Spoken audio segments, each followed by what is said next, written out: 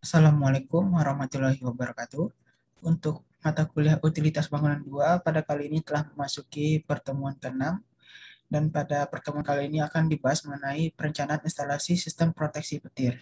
Di mana pada pertemuan sebelumnya telah dibahas secara umum bagaimana atau apa saja itu mengenai sistem instalasi petir atau sistem proteksi petir.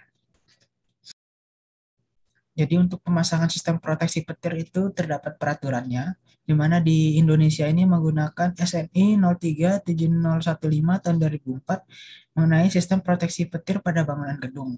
Nah, dalam SNI ini terdapat bagaimana tata cara atau hal-hal apa saja yang diperlukan dalam pemasangan atau instalasi sistem proteksi petir.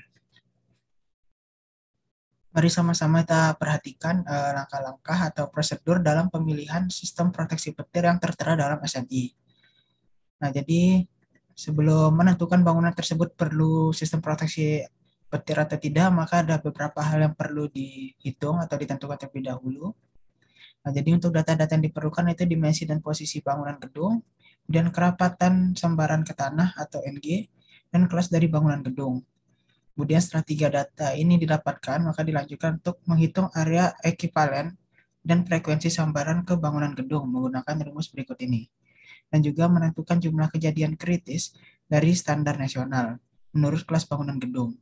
Nah, untuk jumlah kejadian kritis ini terdapat juga di dalam SNI Perencanaan Sistem Proteksi Petir ini di bagian lampiran. Kemudian dilanjutkan dilihat apakah nilai ND-nya ini atau rumus ini apakah dia lebih kecil dari jumlah kejadian kritisnya. Jika iya, maka proteksi tidak diperlukan karena di bawah jumlah kejadian kritisnya. Namun, jika tidak atau melebihi jumlah kejadian kritisnya, maka menghitung nilai efisiensi kritis dari sistem proteksi petir tersebut. Kemudian menentukan efisiensinya, apakah efisiensinya lebih besar dari efisiensi kritis. Jika efisiensinya tidak lebih besar dari efisiensi kritis, maka tetapkan tingkat proteksi yang cocok dengan harga efisiensinya dan dimensi sistem proteksi petir menurut tingkat proteksi ini. Kemudian rancang tindakan proteksi tambahan. Namun jika efisiensinya lebih besar daripada efisiensi kritis, maka tetapkan tingkat proteksi yang cocok untuk dengan harga efisiensinya dan dimensi sistem proteksi petir menurut tingkat proteksi ini. Jadi hal ini yang perlu dilakukan sebelum merencanakan apakah suatu bangunan perlu memasang sistem proteksi petir. Selanjutnya untuk densitas sambaran petir. Jadi menggunakan rumus berikut ini, jadi sambaran petir atau NG ini sama dengan 0,04 dikalikan TD pangkat 1,25 ini per satuannya per kilometer persegi dalam satu tahun.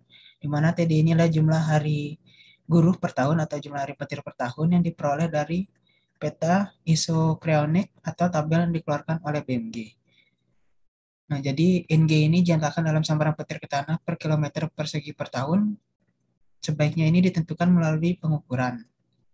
Jadi untuk nilai TD ini, nah ini dapat diperoleh dari Badan Meteorologi dan Geofisika yang ada di Indonesia karena menggunakan standar Indonesia.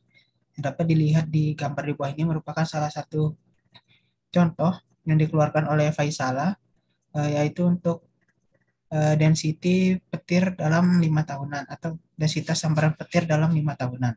Di mana di Indonesia ini untuk densitasnya dapat dilihat di skalanya, yaitu rata-rata berada di tengah-tengah, khususnya untuk daerah Kalimantan dan Sumatera ini densitasnya cukup tinggi.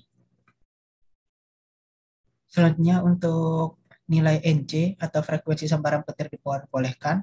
Nah, ini harus diperkirakan melalui analisa risiko kerusakan dengan memperhitungkan faktor-faktor yang cocok. Jadi ada beberapa faktor. Yang pertama jenis bangunannya, kemudian keberadaan bahan yang mudah terbakar dan mudah meledak, kemudian langkah tindakan yang mendukung untuk mengurangi konsekuensi akibat petir, jumlah manusianya, kemudian jenis dan kepentingan pelayanan terhadap masyarakat menjadi perhatian, nilai dari harta benda yang diderita karena kerusakan, dan faktor lainnya tergantung pada klasifikasi bangunan gedungnya.